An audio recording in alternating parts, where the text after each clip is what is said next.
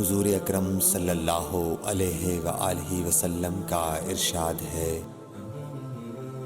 تمام اعمال کا دار و مدار نیت پر ہے، اور ہر عمل کا نتیجہ ہر انسان کو اس کی نیت کے مطابق ہی ملے گا۔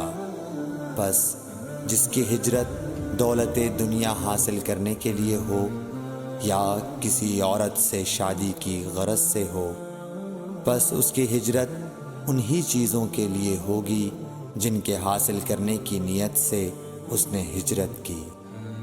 صحیح بخاری حدیث نمبر 1۔